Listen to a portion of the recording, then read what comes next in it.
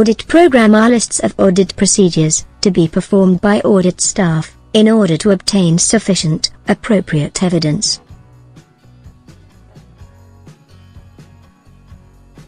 Purpose of audit program: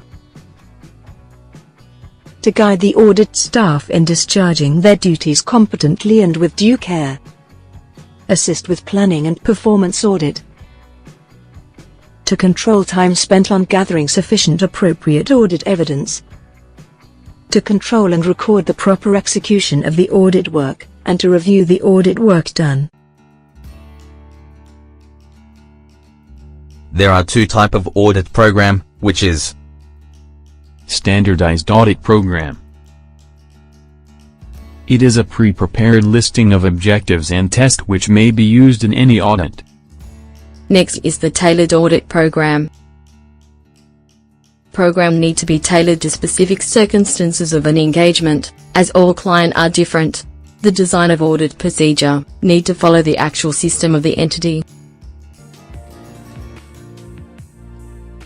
Audit documentation.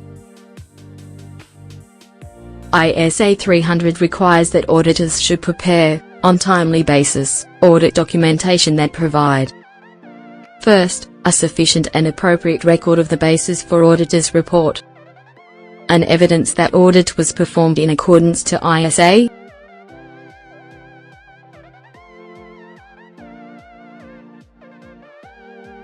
documentation is working paper prepared by and for, or obtained by auditors in connection with the performance of audit. Working paper may be in form of data stored on paper, film, electronic devices or other media.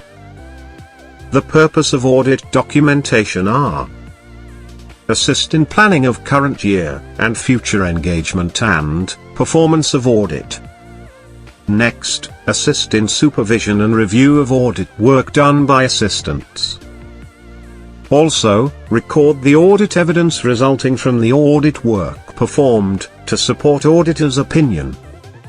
Next, it is to increase efficiency of audit work, and to improve efficiency by use of schedules and documentation prepared by client, and standardized working paper. Type of audit files. Working paper are arranged into two files, which is permanent audit files. Permanent audit files contain data of historical, or continuing and permanent nature relevant from year to year. Next is current audit files.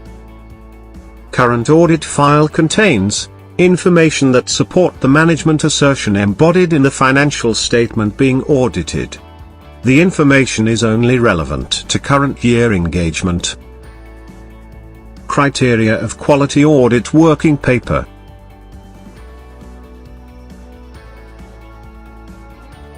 The auditor shall document procedures followed, test performed, evidence obtained, and conclusions reached pertinent to audit. The quality of working paper should include sufficient, complete, and detailed information for an auditor. Confidentiality of the working paper are: confidential information prepared during audit engagement are the property of the auditors and retained at auditor's office. It can only be provided to third party with permission of the client. And appropriate procedures should be undertaken to maintain confidentiality and safe custody of working papers. Internal control. It is entity's system of internal control that consists of policies and procedures designed to provide management with reasonable assurance that the company achieves its objectives and goals, including reliability of financial reporting, compliance with applicable laws and regulations, effectiveness and efficiency of operations. Management and auditors' responsibilities. Management is responsible for preparing the financial statements, and the contents of the statements are the assertions of management. The auditor is responsible for examining management's financial statements and expressing an opinion on their fairness. Hi Zach. Hello! I want to ask you, what are the objectives of internal control? Mainly, there are three broad objectives. First is reliability of financial reporting. What does it mean by reliability? It is to be sure that the information is fairly presented in accordance with accounting standards. Oh, okay. Second objective? Second is efficiency and effectiveness of operations. It is to optimize the company's goals. Oh, last objective is something that relates to laws, right? Yeah! It have to comply with laws and regulations. Bear in mind, these three objectives could materially affect financial reporting. Oh, now I understand. Thanks, Zach. Hi, Anna. Hi. Do you know what are the components of internal control? Maybe. What are they? Control environment, risk assessment, control activities, information and communication and monitoring. What is the meaning of control environment? Actions, policies and procedures that reflect the overall attitude of top management, directors and owners of an entity about internal control and its importance. How to understand and assess the control environment? Auditors should consider the most important control subcomponents. First is integrity and ethical values. This is how they are communicated and reinforced in practice. Next? Commitment to competence. It includes management's consideration of the competence levels for specific jobs. Oh! Third is participation of board of directors or audit committee. Next is management's philosophy and operating style. Oh! So, the management provides clear signals to employees about the importance of internal control through its activities? Besides that, by understanding the client's organizational structure, the auditor can learn the management and functional elements of the business, and perceive how controls are implemented. In addition, formal methods of communication about authority and responsibility and similar control-related matters are equally important. How about HR policies and practices? The most important aspect of internal control is personnel. If employees are competent and trustworthy, other controls can be absent, and reliable financial statements will still result. Wow! Great! Thanks. Thanks for your explanation. What is the meaning of risk assessment?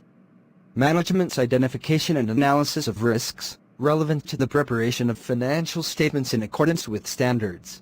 There are three processes, right? Yeah! First is identify factors affecting risks.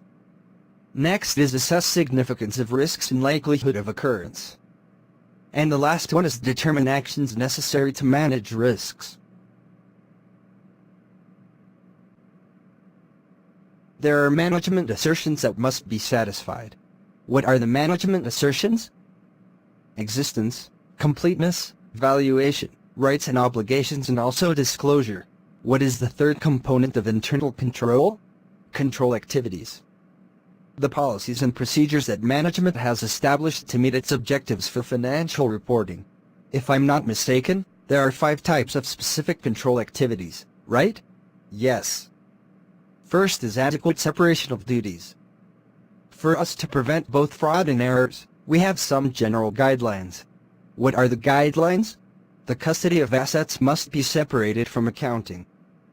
To protect a company against defalcation, a person who has temporary or permanent custody of an asset should not account for that asset. The authorization of transaction also must be separated from the custody of related assets, right? Yes! If not, it will raise the possibility of defalcation. What else that have to be separated? Separation of operational responsibility from record-keeping responsibility. It is to prevent biased information. And it is important for companies to separate major IT-related functions from key user department functions to compensate for the potential overlaps of duties. Already 4. Let's move on to the second types, which is proper authorization of transactions and activities. There are general authorization, which means management establishes policies for the organization to follow, and specific authorization, which applies to individual transactions. Oh! I think I know the third types. Adequate documents and records. Both are the physical objects upon which transactions are entered and summarized. Great! To maintain adequate internal control, It is essential to protect assets and records. The last category of control activities is independent checks, and it is needed because internal control tends to change over time. Next component is information and communication.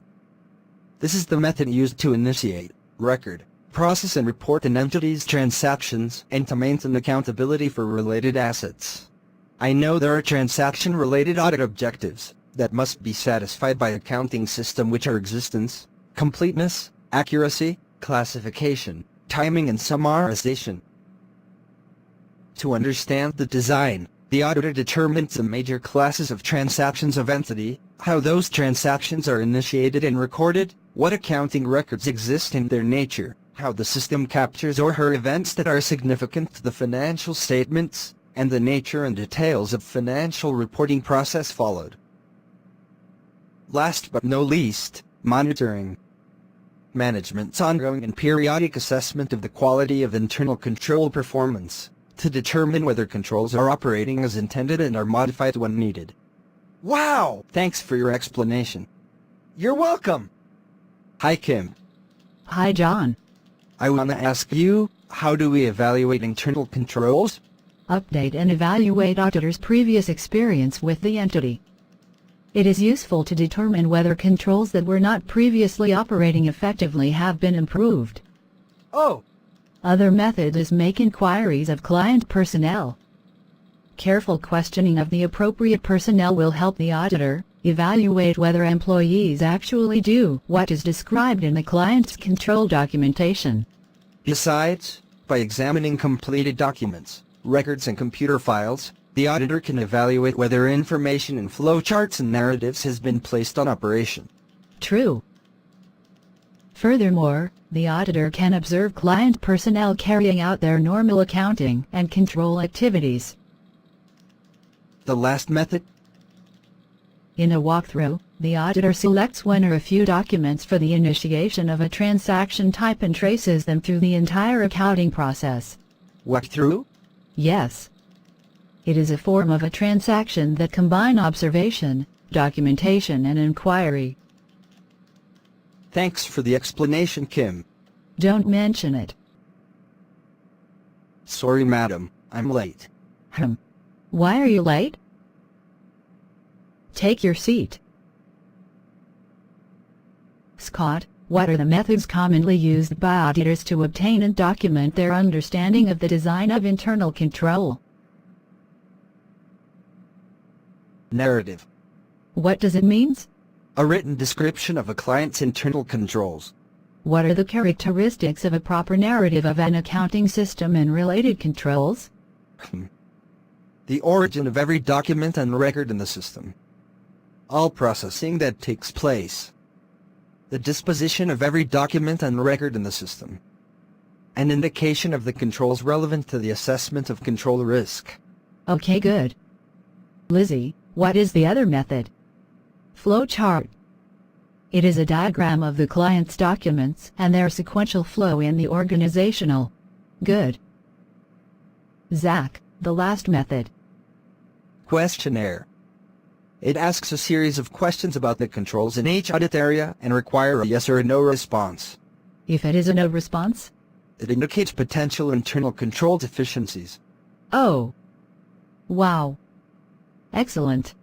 Hi, G's. Hi, Chris. Do you know about management letter? Yes. Why? Great! I want to know what actually it is. It is actually a letter from the auditor to a client's management, containing the auditor's recommendation for improving any aspect of the client's business. What are the contents that included in the letter? First, purpose of the letter. Next is the purpose of the internal control investigation. Besides, the weaknesses and recommendations for improvement, and the last one is requesting information on remedial action. Oh, now I know. Thanks, Jessica. You are welcome.